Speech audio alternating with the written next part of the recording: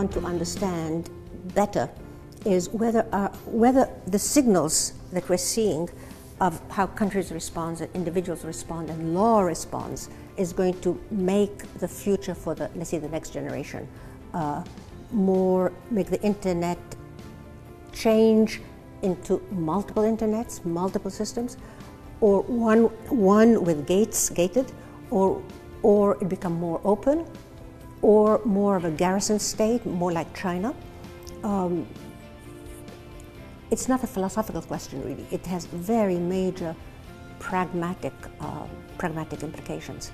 And then the other part that is much more important, I think, for the social scientists than the computer scientists and maybe the business people, is what does all of this mean for individual expression and individual freedom?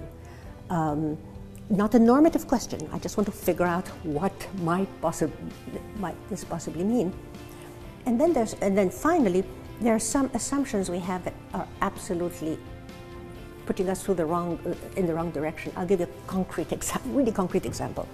When we think about sales of cell phones or iPhones that have all sorts of tools in them, it's usually a personal item, right?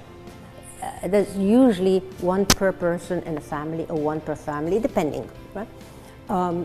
You don't think of it as one per village, and you certainly don't think of it as one that is owned cooperatively, but used by one woman on one donkey or horse or whatever, that has a route that goes around, etc., and provides a service to the community. So what this is leading us to think is that those that have access numbers are much greater than the sales of the devices, and the devices sales have been going up, and so the population of the globe is really going to become much more assertive. For good, for bad, indifferent, I don't know, but it's not going to be the silent, not to use a cliche, but it won't be a silent demography. And then the last thing I would like to add is there is no way we can go back to the days of thinking about national security as a security of the state against the military, military intervention or whatever.